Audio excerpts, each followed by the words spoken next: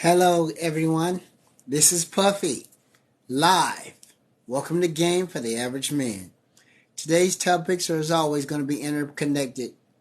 And today's three topics are: the first one is the proper way to act. The second one is the practice of game. And the third topic, and I believe this is going to be interesting because this is taught hardcore in our spaces. Statistics of dating apps are complete and utter BS. They have no value. They're completely, I think, totally. This is the one time two things can be correct. And when I explain to what I'm saying, I hope you get it. So, a little housekeeping and let's get started. Number one, I want to start doing shout outs. I hopefully will have them ready this week. I don't know how this is going to work, so I'm going to get on YouTube and look up how to do shout-outs. Because I don't know the algorithms of TikTok. I don't know how you do a shout-out, but I would like to help people who want to help. And anybody who has anything, I would like to help. Number two, I want you guys to DM me any questions, okay? And if I feel they are TikTok safe, I will read them on the air. And I can also filter them on the air and read them. The reason why I can't do them off the screen is because I am blind as a bat. And fourth and finally, and then we can get into all the topics, please follow my YouTube channel because all of my long content and what you guys really like, the street interviews, will all be on YouTube. This will be just for shorter content because TikTok is a short content channel. But all my previews of any time I release full-length version on YouTube, there will be a preview of a shorter version on TikTok. Okay? So anyone who wants to follow me on YouTube, please follow me on YouTube because we got to get to 1 million followers before I turn 50. Okay? Now, let's begin. First subject.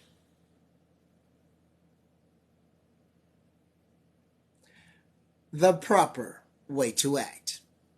All right, so last night I was out, and I haven't released this video because I was going to release it after this stream. Okay, I met a couple who just got married. A very nice-looking Hispanic woman I did an interview with. Now, I never do interview with guys for two very important reasons. Number one, no one cares what a guy thinks, especially women and definitely a lot men. So I never do interviews with guys. So she and her husband just got married, dressed very nicely, very nice looking woman, very nice looking couple. And so I give them this rundown. They're from Mexico, and they're like, sure, you can interview my wife. So and by the way, you don't know this, but a lot of times, husbands, mothers, and of course, siblings and girlfriends are set off to the side, usually because they're camera shy or because they can't go on camera because they are, and I'm not kidding you, famous. Yes, I have interviewed people who are, now I'm not talking about superstars or multimillionaires, but they are celebrities, local celebrities, YouTubers, etc., where they don't want to answer any questions because it can be used against them. Also, law enforcement. I meet a lot of women from law enforcement, and they like start answering the questions because I don't tell them the questions in advance, and they say, wait a minute, I'm in law enforcement or I'm in the government, you get the etc., etc., etc. So they'll stand off to the side and I'll just talk to one person. But most of the time, I say 70% of the time when it's a solo interview, there's usually other people around. Just to let you know. Now let's get to the proper way to act. Now a lot of times, I meet people on the strip and they just don't understand how to act around women. Well, last night this man acted exactly the way a man should act.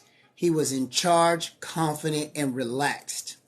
So when I approached him and his wife, we were talking about going to the strip club because they just got married.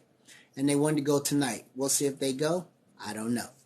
But I said, okay, that's for tomorrow. Can I interview your wife? Now, this guy was about 6'5", a good 250, 260, but solid, not overweight, and a good, like he goes to the gym. We used to call it a husky back in my day. Not that cut, masculine look, but more of a he works out. He's solid, but he's big, but in a good way. And his wife and you'll see I have this video around 12. She's a Latin woman. She's got a diamond necklace. So those who remember this will remember that. And I interview her. And he's off to the side, keeping an eye on me, making sure I'm not disrespecting his wife. But he's not getting involved. He's not looking. He's relaxed because he knows he's got this to act at all times and in all situations. You are in control. Now, there used to be an expression. I used to watch it a lot on football commercials. Never let them see you sweat. So when you're out with a woman, and I brought this up many times before, you never let her see you sweat. I am 5'6", okay? I am 48 years old with a dad bod. And I tell you this, every woman who has ever went out with me, they will tell you that I have never broke frame. I've always kept control of any situation that I have ever been in. At least I tried to. I can tell you a situation that is perfect for you to understand this. I was 19 years old. I'll never forget it. I used to have a girlfriend. She lived with her sister. Her sister was the best cook I ever had. And I've eaten lots of people's food. She was the best. So they were cooking for us. Yeah, this was a time when women cooked for men every night, and it was like they liked it. I know, I'm old. This is 30 years ago. And they start a electrical stove fire. The girls get out of Dodge. I mean, they go. They're ready to rent that whole apartment complex burned to the ground.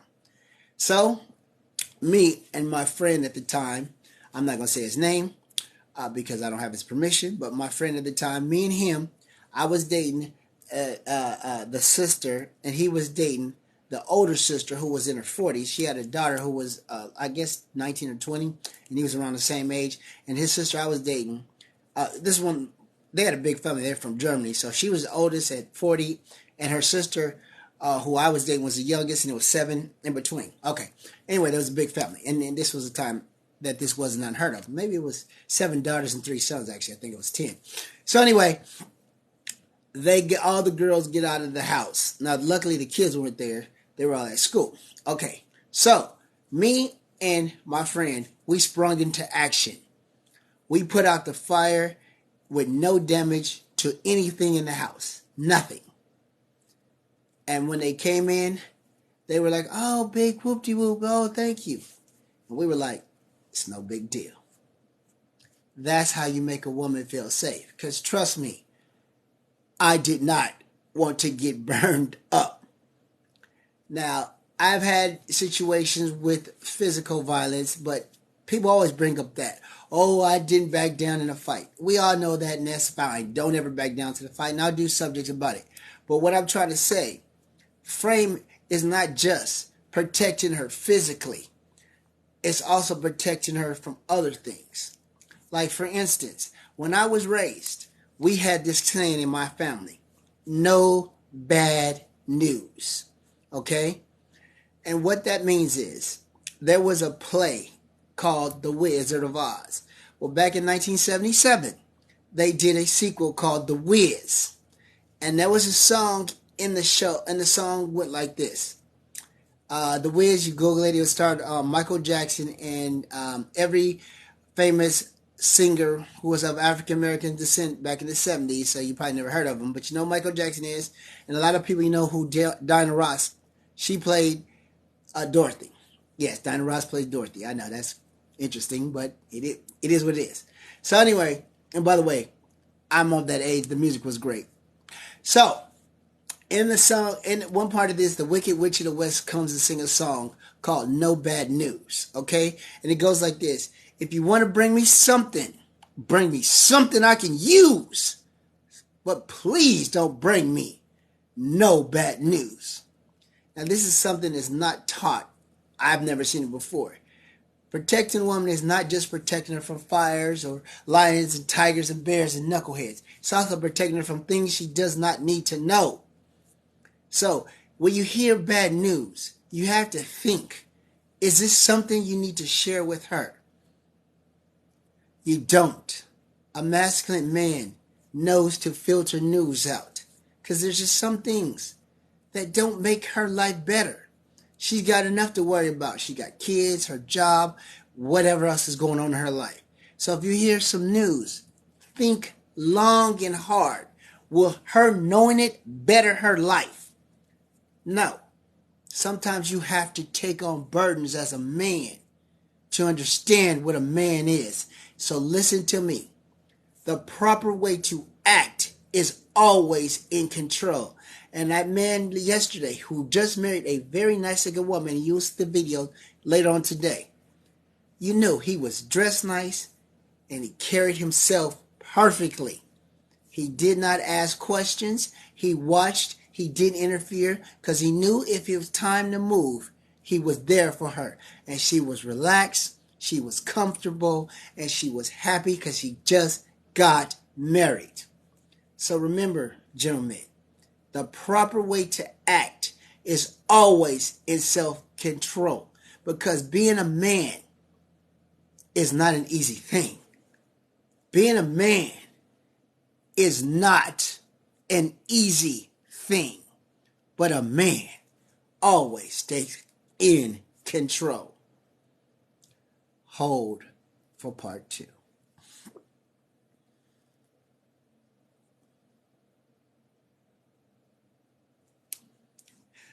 Hello, this is Puffy. Part 2 to today's talk. The practice of game. The one thing I've noticed, I learned game back in the 1990s. I got my first girlfriend at 16, and we dated for 3 weeks, and she broke up with me because I didn't understand females. So I learned females, and to this day, I thank her for doing that. Now, she didn't break my heart because we only dated for 3 weeks, but I didn't like that feeling, and I wanted it to stop. So I learned how women,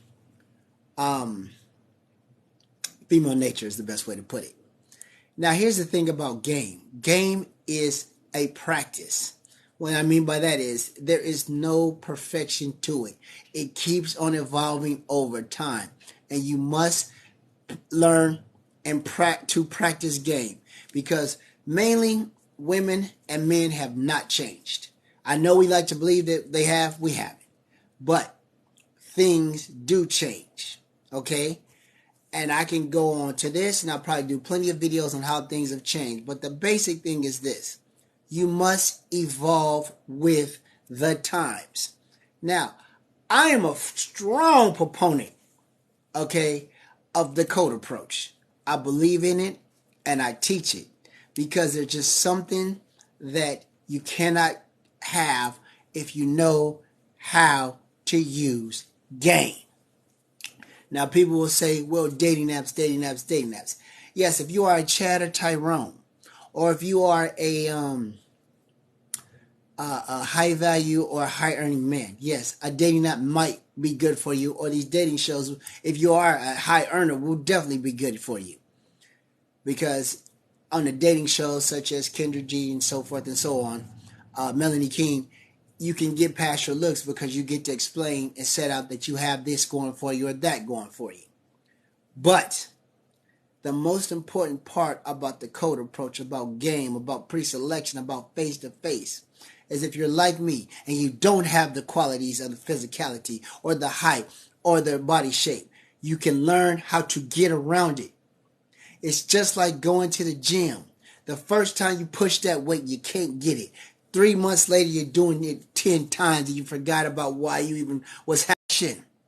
You must understand. You must understand that pre-selection, that game, that the ability to talk, to know the right thing to say at the right moment, the right way to move through this world. These will increase your chance and odds of getting a woman that you want. Many women will tell you, if you talk to them, boy, I was in love with him and he wasn't attractive. I don't know what I saw in him. You've talked to these women before, if you ever had interaction with women. I've heard this countless times for the most beautiful women in the world. A lot of times, This stems from inexperience of being around women. Because I have been around women and I have heard them say this. He wasn't that good looking and I was head over heels in love with him. Why? Because he knew what to do, how to do, where to do. These things are so important. I'm going an overview today, but I will break these down bit by bit. How the littlest way that you put a word can change how she reacts to it. Never say this when you can say that. When you never zig when you can zag. You don't always have to say something a certain way, but the way you say it matters. I noticed that a lot of things about the Pookies and Ray Rays that I don't use and I don't advocate, but it does work. They never say, I love you to a woman. They always say, I got love for you. I was watching Puff Daddy do an interview by his city girl friend. I don't know what they are. And she asked him straight out, what are we? And he put it perfectly. He said, we go on dates. He told her exactly what he thought about her without being disrespectful.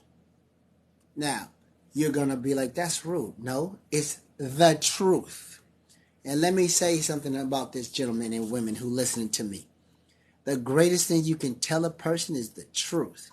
And I always say, if you want to know if someone likes you, ask them a question. They will tell you what you need to hear, not what you want to hear. I'd rather a friend tell me something that hurts me, that I truly believe that he's doing to betterment of me, than someone to tell me just what I wanted to hear. So remember this. How can you tell if a person is telling you something that you need to hear versus something that you want to hear? Very simply, who's around? Is it just you and him in a quiet place? If a person is telling you something because they love and respect you and want you to be a better person, they will always say it in a place where you're one-on-one. There's a great movie called Goodfellas. Okay, if you haven't seen it, it was 1987. Ray Liotta, Robert De Niro, Joe Pesci, the second best mobster movie ever made after The Godfather. The protagonist, his name was played by Ray Liotta. He was pulled aside by his boss called Big Paulie. Big Paulie never spoke aloud to anyone. Anything he had to say, he would always pull him to the side and talk to him one-on-one. And that's why Big Paulie was so respected. That's why Big Paulie became who he was, because everyone knew that when he talked, he came from a place of love.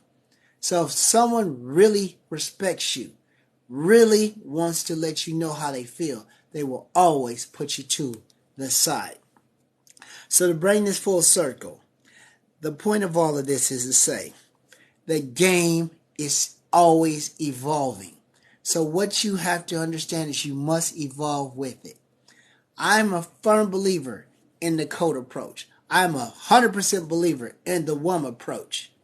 But I know in this day and age, online dating is where some people can go. But you got to understand the criteria, okay? If you don't have the physicality, and you don't have a way to prove that you have resources, and you don't have a blue check, and you don't have the 3 6s, which is 6 foot tall, 6-pack abs, 6-figure income, then stay off of them, because they're not for you. If you had a job site where there's 90% guys and 10% girls, forget those girls, because they have the pick of the litter there, okay? You just got to adjust your game. If you don't have the looks, then go buy you some clothes, okay? Or get you the best car, the nicest car you can afford. And I will do a video on how to buy a car, because this is something I think needs to be understood. That wear nice cologne, dress nicely, go to the gym. But most important of all, learn game. Because a simp in a nice car and a simp on a bus is still going to be treated the same way. You must understand that you have to understand these things. What works for a guy who's 6 foot tall does not work for a guy who's 5'6". A guy with a six-pack, what works for him will not work for a guy with a dad bod. So you must understand that game is a practice. It evolves. You have to change with the flow. What you use to meet people.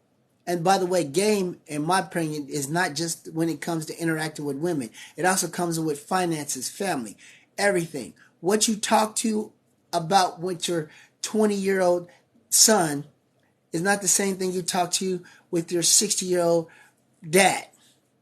Okay, you must adjust. You must talk to him with the reverence that I hope he has earned over the years. And with your son, you must talk to him in a leadership quality to teach him the things you had to learn. And that's the same thing with what I'm trying to do here. I have been dating since I was 16 for 32 years. And I'm trying to get out the things that I've learned because I got tired of listening to TikTok, hearing about these guys who are just giving up. You don't have to go your own way. You don't have to, do other things we can't say on TikTok. So what I'm trying to say is, you must evolve with the times. If you used to have a six-pack, well, that game does not work with a dad bod, okay? It just doesn't. If you were the captain of the football team, well, you can't use that game now. What I'm trying to say, you must evolve with the times. Hold for part 3.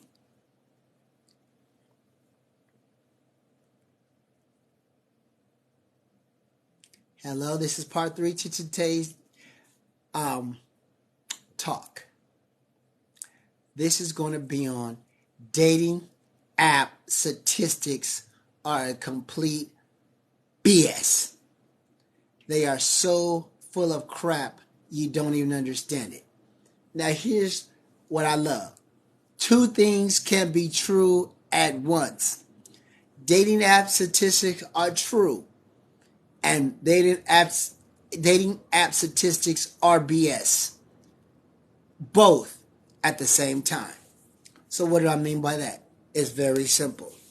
Dating app statistics say that 100% of women are going after 20% of men. That the top 20% of men get all of the women. And that's what it says, that only the average woman only swipes on 5% of the men. And those are the ones who are physically attractive. Now, all that is 100% true. So if that's 100% true, why are dating apps complete BS? And I'm going to tell you, it's very simple. Because the women who get on the dating apps are looking for their Prince Charming. That's right. So when they get on the dating apps, they're not looking for the guys that they date or the guys that they attract or the guys that they know they have action at. They're shooting for the moon because they think, well, there's X amount of people on this dating app. Some dating app, tens, hundreds, millions. So they say, you know what? I'm going to go for the tip-top guy because what the hey. So they swipe on the guys that they know they wouldn't talk to in public. I remember I was told this once, and I'll never forget it. I was talking to a lady. She was from the South. And I asked her straight out. I said, would I have play in the South? And she was like, yeah, of course you'd have play. I was like, really? And I was like, I'm surprised because most dark-skinned women don't talk to me. And she told me something. This was about 2 years ago. She told me something I'll never forget. She said the reason why most dark-skinned women don't talk to you is because they don't think you would talk to them back. They say that they probably think that you would only be interested in women of Caucasian descent or women of light-skinned descent, or light-skinned black women, or biracial black women. And I was stunned. I was absolutely shocked. This was 2 years ago. I was 46 years old. And this lady was pretty close to the same age as me. And I've thought about it. I can't remember a last time a plus-size woman approached me. I put a lot of thought into this. I can't. I really can't remember. So what I'm trying to say is this. Yes, those dating apps and statistics are completely true, but they're based on the I'm looking for Prince Charming belief. These women on dating apps are not realistic. They know that they have never had a man who is 6'6", a six-pack abs, making $250,000 a year, approach them a day of their life. But now they are plus size, plus 40, plus kids. Do you really believe that they're going to see a guy like that and walk up to him in public? No. But they think, you know what, I'm on this dating app. I'm going to send up the heck Mary. That's all this is. These women, yes, they are telling the truth. They do want a guy with the 3 6s or the 5 6s or whatever you want to call it. That is 100% true. But they know in real life they have no chance at this man. But on a dating app, what the heck? And even they know this. They think, well, if I can just get him alone and I can just do this, that, and the third, maybe I can keep him around. Maybe I can get him to even wife me up, or who knows. But they at least want to try. Even though they know, and if they told the truth, that the chances are low, it's worth the risk. So when they walk down the street and the guy that they know usually asks him out on a date and they go out with, approaches him, sure they'll go out with him. Sure they will. No problem. Because they know who is approaching them. But on that app, they got that filter. They got the lighting, the angles, so they can put their best foot forward. But in reality, yes, they do want a guy like that. But guys, I'm telling you, just because they want that, they know what they can get. If you are a plus-size woman with 6 kids and you're 52 years old, you know that you're not going to get Idris Elba. This is just a fact. But the reason why they stay on these apps is because they know there's still a chance. No matter what the slightness of it, they're willing to take it on. And this is the confusion, because guys get on the dating apps and they get no responses. So they feel like there's no point. But because dating apps is based on a fantasy, a belief system, that somehow that she's going to get Prince Charming, they don't care. But that same guy who's 5'6", 48 years old with a dad bod, who makes average money, will approach her, and he knows how to talk, and he smells good, and he makes her laugh, and he's charismatic, and he knows how to move through this world. That same guy can get that same girl who wouldn't have gave him time of day on the dating app. So what I'm going to say to you is this. Unless you are a Chad, blue checked, have a way of showing your resources, or pretty as the day is long, stay off dating apps. And don't buy into statistics, because the statistics are factual. But the people who are putting it on them are living in delusion. I am Puffy. This is Game. The full airing of this will be on my YouTube channel sometime today. I love you all. And if you have a shout out or a DM for me, please contact me. Peace! Oh, sorry. Hit that too early.